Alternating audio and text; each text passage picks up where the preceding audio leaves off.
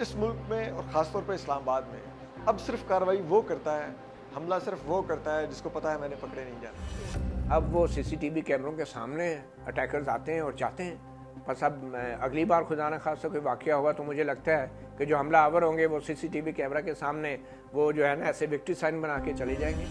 वाज़ेह है कि ये जो कैमरे लगाए हुए हैं ना इस्लामाबाद में, ये हमारी सेफ्टी के लिए नहीं है, ये हमारी नकलो हरकत पे नज़र रखने के लिए है। आप जितने केसेस उठा के देख लें इस्लामाबाद से, कोई नहीं पकड़ा गया, किसी को सज़ा नहीं हुई।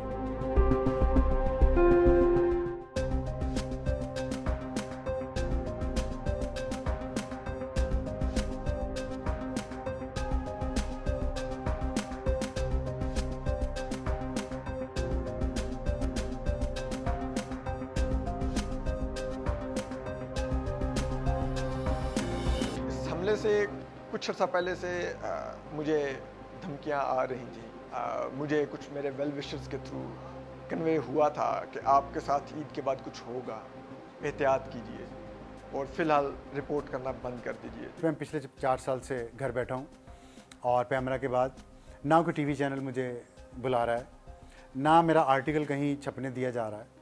तो मैं तो बिल्कुल ज़ुबान बंदी है। मेरे पास एक ट्विटर अकाउंट है छोटा सा, मैं उस पर कभी कभार ट्वीट्स करता हूँ और वो भी मैं कोई ज़ाती दुश्मनी के या ज़ाती मामलात पे नहीं करता।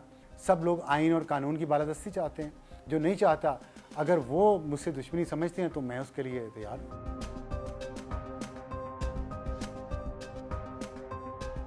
सेफ सिटी के जो कैमरे हैं इस्लामाबाद के, उनसे कोई फुटेज मिलती नहीं है।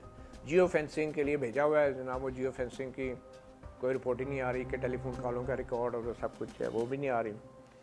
तो ये इदारे यरगमाल बने हुए हैं, पुलिस डरी हुई है, पुलिस सहमी हुई है। JIT की एक मीटिंग हुई, उसमें किसी ने कोई सवाल मुझसे नहीं किया सिवाय हमारे एक मुअज़्ज़ज़ ISI के जो नुमाइंदा थे। वो बार बार मुझे कहते थे अब याद करें आपका कोई ज़ाती झगड़ा हो, पर्सनल झगड़ा हो। तो मैंने दिल में सोचा मेरा कोई एंटी टेररिस्ट स्क्वाड वालों से कोई ज़ाती झगड़ा तो मेरा नहीं हुआ, ना ही पुलिस वालों से कोई ऐसा हुआ। मैंने सुप्रीम कोर्ट के 3 जजों के कमीशन के सामने तहरीरी बयान भी दिया और वर्बल स्टेटमेंट भी दिया। उसमें मैंने क्लियरली जो कल्प्रेट था उसका नाम लिया।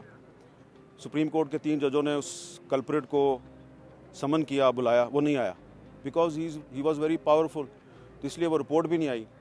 तो फिर मैंने काफ़ी दिन जब गुजर गए तो मैंने उस वक्त के प्राइम मिनिस्टर नवाज़ शरीफ को जाके कहा कि आपने एक कमीशन बनाया था, उस कमीशन ने 3 हफ्ते के अंदर रिपोर्ट देनी थी, अब तो 3 महीने गुजर गए हैं तो अभी तक वो रिपोर्ट नहीं आई। क्यों नहीं आई? जिस पर मैंने इल्ज़ाम लगाया था उसका केस कमज़ोर था, इसलिए ना वो अपने आप को डिफेंड करने कमीशन के सामने आया, ना कमीशन ने report the.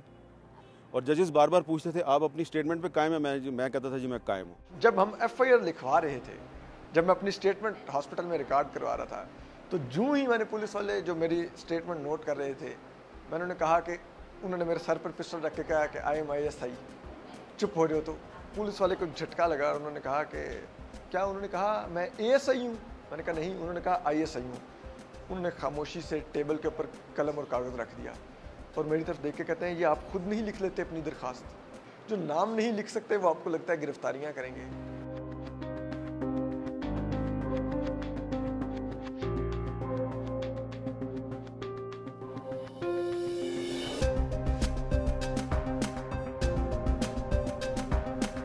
When you name any Pakistani organization or intelligence agency, you are bound to produce evidence of that as well. I know that there has been a history of people using and taking names of intelligence agencies to get immigration also. So this is one problem that we face.